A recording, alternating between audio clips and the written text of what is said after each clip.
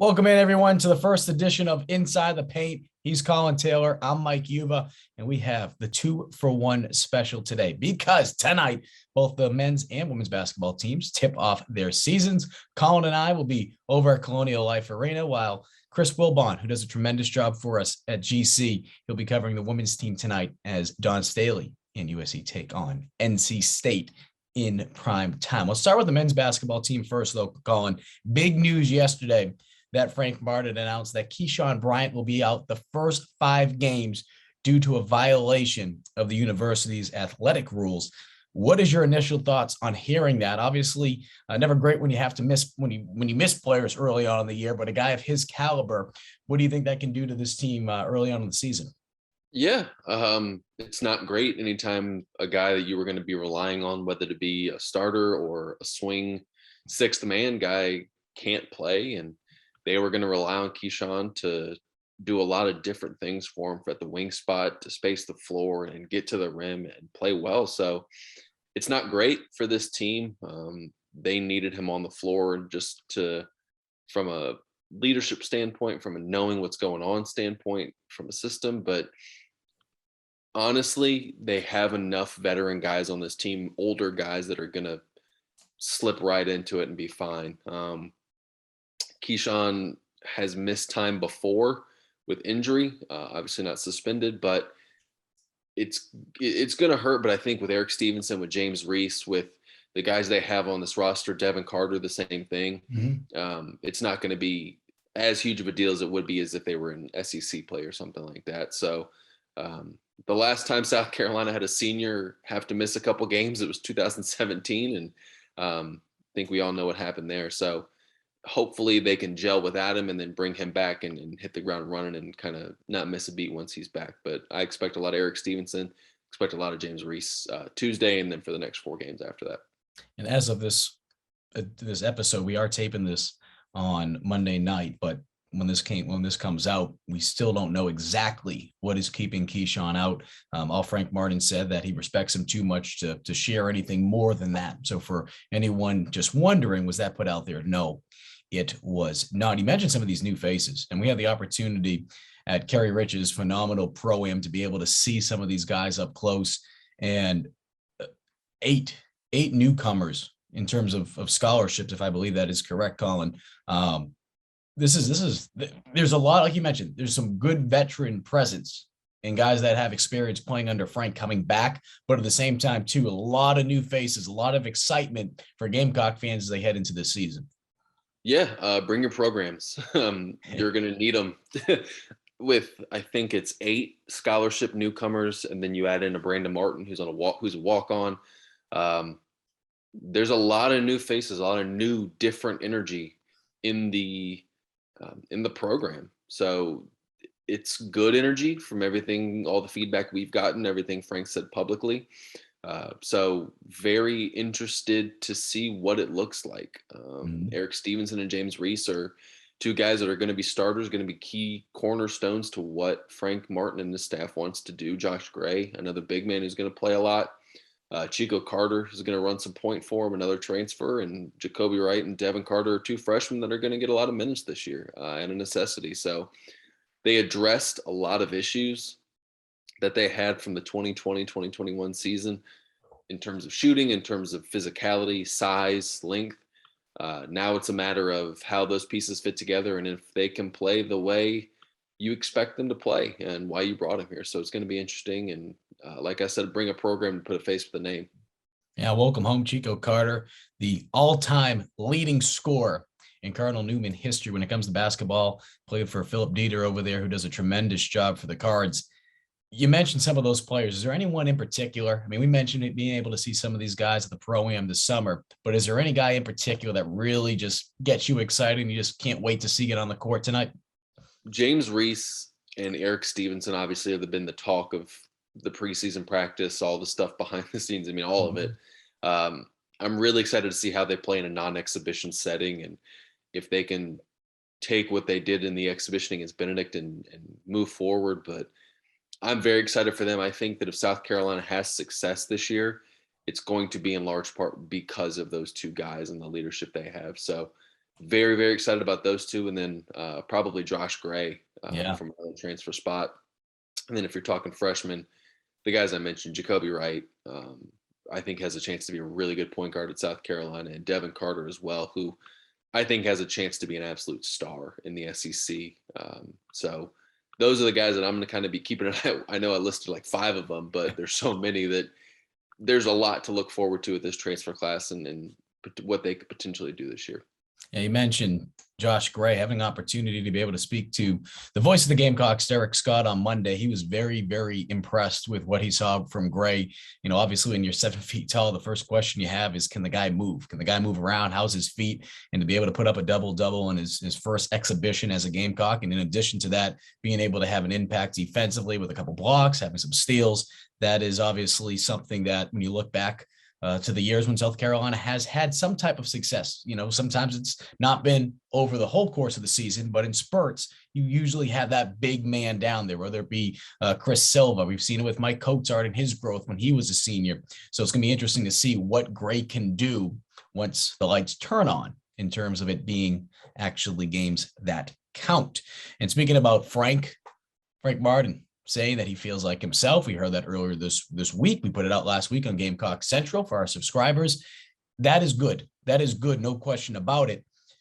But not just from a health standpoint. Frank smiling. I mean, these are things that we just did not see last year. And you could tell how much the players are just feeding off of that. How much of an impact do you expect that to make, especially early on in the year, as Frank goes back to being able to be old Frankie boy? Yeah, you feel great for a guy like that because he's had so many struggles with COVID, dealt with a lot of personal family stuff, the loss of his mentor, Shaky Rodriguez. He's someone that needs to be himself if South Carolina wants to have the success they hope to have this year. And when he's down or can't muster up enough energy, it kind of seeps into the whole team. And you saw that in last season as things kind of spiraled, and you're hoping that this new life, I think the team, the leadership, the guys he has on the roster have helped breathe some new life into him. His staff is kind of, Chuck Martin's been there a while. Will Bailey's in year 2. Brian Steele, obviously, someone that's been around him for a while. So I think that helps, and he's able to be around these guys more, which was not the case last year. And you're able to foster some of that familial aspect to it. So I think that helps, and we'll see just how much it actually moves forward and contributes to winning. But it's never a bad thing when Frank Martin is Frank Martin. And that staff can be that staff, because I think that breeds winning, and you're able to hopefully have some success because of it. And one of the things that Martin did say on Monday, he said that he's starting to feel like himself. He's like, I'm going to be who I am. I'm going to be Frank. I couldn't do that last year with my health and what I was dealing with. I'm going to stomp, holler, hug, and even said, I'm going to kiss. And as Big J Collyn Taylor followed up saying to Frank, he said he'd be interested to see how Twitter would respond on that last one if he was doing that. Well, if you're kissing your players, you're kissing someone, that means something's good. And of course, we don't have to throw out the numbers in terms of how many times South Carolina has been to the tournament under Frank Martin. A lot of eyeballs going into the season, but at the end of the day, it's just one game at a time. One game at a time. We're in November. It's not even time to put Christmas trees up, unlike some people like Collyn that like to jump the gun and do that. It's just so early, okay? You got a full season to go. And while men's basketball, they have a long ways to go. Women's basketball for South Carolina, we know that the expectations, it seems like over the last not even just the past 5 seasons after that national championship. I mean, it goes back probably over the last decade since Dawn Staley arrived, and being able to turn this program around to the point of where it is right now. You go into the season with a huge, huge, huge target on your back. You're the number 1 ranked team in the land. Internally, I'm sure the expectations are extremely high, but how do you kind of quiet that outside noise, Collyn? Because you've seen this program take off, dating back to the days of when you were a student, when you were in high school here. And right now it's at an all-time high. Yeah. This team is good. I don't know how else to say it. This team has the potential to be, from a depth standpoint, from a talent standpoint, one of the best teams maybe in just women's college basketball history. I think that you're going to look back 4 or 5 years from now, 6 years from now, and realize how much professional and WNBA talent you had on this roster. Yeah. Olympic talent you had on this roster. I think this team has a chance to be special. And Dawn Staley and this team got robbed of a national title in that 2020 season for COVID reasons, but they were a layup short last year for playing for a title and probably winning it. And I think that they're out for blood this year. And I think they're going to, I don't know if they'll go undefeated, but I think that they're going to steamroll through a lot of teams, knowing the talent they have and knowing what's at stake, because they want to win a national title. And the juniors on this team have been robbed of it twice. And they want to go out there and win one for Dawn Staley, win one for their legacies. And I think too, when you mention about getting robbed, that is something that has obviously just been on their minds all off season. I remember Dawn talking about it right after the loss that ended the season last year. I mean, just how much that was going to be on their mind all off season. So I think the trickiest thing is, as we get into this next topic about the newcomers, it's going to be being able to manage, egos, because naturally when there's that much talent, that's tough to do, especially when you have so many talented players that are new this year. So the importance of being able to have a coach like Dawn Staley in just being able, I mean, shoot, she's been around probably some of the biggest egos in the world. And the ego is not a bad word, every athlete has an ego, but how are they going to be able to manage that so that the goal, which of course is being able to win games and win a national championship, will be able to be fulfilled? You look at that list though, Collyn, I mean, holy cow. I mean, we knew how much talent South Carolina was already coming back next season for this year, of course. But then you look at that recruiting class, and it's been something that's been mentioned over and over and over. 3 of the top 4 players of that recruiting class are here. They're freshmen this year. And that's not going to be easy for some of these players, because for their entire lives, they've been the ones that have had the ball in their hands. They're the go-to person. But when you have so much talent here, that's difficult to be able to do when you're going to have to give up a little bit. You're going to have to make sacrifices. We've seen that with Bree Beal and how she's found a role in being able to be that person that plays ferociously on defense and also contributes at the other end when she needs to. You look at some of these newcomers, I know it's a cliche thing to say, there's only one ball. Yeah, and let's be honest here. I mean, you factor in the number 1 recruiting class, and you also bring in Camila Cardozo, I believe is how you say her name, who was an all ACC player at, I believe, Syracuse, if I'm not mistaken, before this. Just fantastic player. Maybe I can't remember exactly where she played before this, either Georgia Tech or Syracuse. I know there's a bunch of fans screaming at me right now telling me, but this is a group that you have to set expectations that, listen, we returned, I think, the entire starting 5 from a Final Four team last year. This is a team that you have to understand that if you're on the court, you're out there for a reason, because you're good enough. And you have to manage egos, because all of these people that are on your team were the best players on their team. We're the best players at their respective schools if they transferred in. So managing that early in the season when adversity hits is going to be interesting. But I think that they understand what this means. They understand that this is a talented group, and that some people aren't going to get to play 30 minutes, 35 minutes a game, day in and day out. And by the way, she went to Syracuse. Cardozo went to Syracuse. So there you go, Collyn. And shoot, we understand it's going to be a gauntlet of a schedule, and to play North Carolina State this early in the year. Remember what happened last year. So you talk about being out for blood this year and wanting revenge. I mean, who better to be able to begin the season with than NC State? We talk about some of the newcomers, but one player that not just people here in Columbia know well, but should know across the country, that's Aliyah Boston. She has an opportunity in my eyes to be able to be the player of the year, in the country, the Naismith. So that the expectations for her since she's got here, there has been some comparisons to obviously one of the greatest, not just Gamecock women's basketball players, but one of the greatest Gamecock athletes of all time and most decorated, the comparisons to Asia Wilson. You're heading into your junior year now. And that is, of course, when Asia was able to get her first ring. And I'm not going to sit here and go statistically, all right, this is what Boston did for, her first 2 seasons in comparison to Asia. But the point being is, based on what she has accomplished at this point, she's very on par to what Asia was able to accomplish through her first 2 seasons. Putting comparisons aside, though, this could be an opportunity to just be a tremendous year for Boston to not only raise her stock, talking about, the following year, be able to be a senior and then get ready for the WNBA draft, but to be able to put herself in position to really become a household name. Yeah. And I think that Aliyah Boston's always been good, great even, but I think you've seen her take a step forward at the end of last season. Mm-hmm.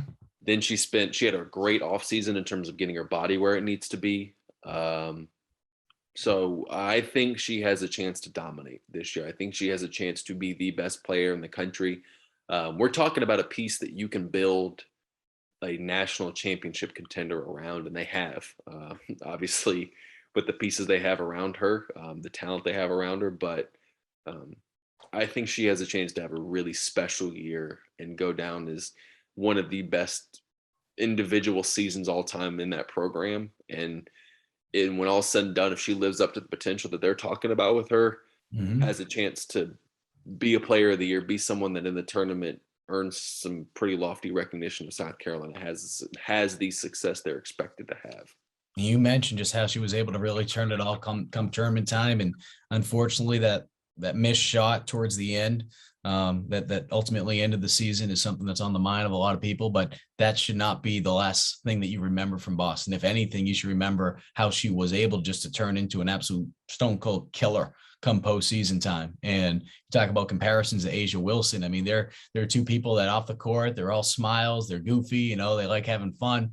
But on the court, it seemed like towards the end of Asia's sophomore year, going into her junior year, I mean, she just turned on that killer instinct. So if Boston's able to do that early on in the season, I think South Carolina has a tremendous opportunity to be able to live up to those expectations, because look, there's a lot of talented players on this team, as we just alluded to, whether that be people that are back from last season or some of the newcomers, but it all starts with Boston. This team I'm not going to say that they're only going to go as far as Boston, because they have the talent to be able to be successful if God forbid Boston were to miss some games. But I mean, if this team wants to be able to get to that point of being one of the best teams in Gamecock history, but one of the best college basketball teams, when we're talking about women's basketball, it starts with her. She needs to be able to bring it every night, not just the tournament. And I think you're 1,000% right. I think we saw it towards the end of last season, and just that bitterness, that bitter taste in her mouth. I would be shocked to see anything less than her coming out there and just being absolutely on as if it's tournament time. So, Collyn, we say that 2 games tonight, going to be a lot of fun. Collyn Taylor, be sure to give him a follow tonight if you want to get updates on the men's basketball game. If you want to get women's updates, though, be sure also on Gamecock Central, Chris Wilbon will be doing a tremendous job covering that as well. I'll be at the men's game as well, so we'll be able to give you plenty of coverage from the men's standpoint. I wish we were able to cover both. I'll be hopping around a little bit this season. For those of you that are trying to figure out what I'm going to be doing this season, I'm still figuring out myself. But we'll also be covering both men's and women's basketball. But Collyn's going to do a tremendous job, as he's always done with men's basketball. Be sure to ask us questions anytime. We'll be able to get back to you, and we'll continue to keep you posted on the latest, not just basketball, but Gamecock sports as a whole on GamecockCentral.com. One last thing I do want to mention, Collyn, for some of those who remember that when I was at Watch Fox, I used to do a tie. I'm wearing different T-shirts. So this is from the Holinskis. It is Men's Health Month. So with mental health, remove the stigma. So a big shout out to the Holinskis for sending this shirt along. Any final thoughts, Collyn, as we go into tonight? Anything you're looking for, whether it be men or women? Just the identity on the men's side of things. Obviously, I'm a little bit more in tune with that program than the women's, just from my beat. But seeing if it looks like some of the Frank Martin teams of old, defensive minded, fast, gets to the free throw line. They think that this can be a team that plays similar to some of Martin's better teams at South Carolina stylistically, and I'll be interested to see if it looks like that from the jump, or if it's something that they have to build to over the course of the season. And speaking about defense, Frank mentioned it on Monday, two things that they need in order to be successful this season, outside of being able to get the reps, of course, that they lost a lot of last December with COVID hitting them badly, is being able to have energy and then being able to have depth. Those are two things he said that are just needed in order for them to be able to play the style of defense that he preaches and he coaches as well. Before we do wrap up, Collyn, this is the first edition of Inside the Paint, which you and I were saying, we have the right to change this title at any point. Maybe our boss says, hey, let's change it up a little bit. But with that being said, let's just give people an idea of what to expect, because obviously with this new expansion to Gamecock Central digital content, we'll be continuing to implement more videos. The classics that you guys all love, GC Live, they're not going anywhere, but there's going to be more shows. There's going to be more videos. Collyn, you and I talked about the other day. What can people expect? We're going to be bringing back some familiar faces that Gamecock fans are going to remember, and I'm sure they're going to enjoy. Yeah. Our goal is to have a lot of former players on to talk, share some of their stories from their playing days, weigh in on how the team is playing, good, bad, or otherwise. Would love to see as many familiar faces from not just the Martin era, but the Odom, the Horn, the Fogler. I mean, all of these players over the course of the last couple of decades.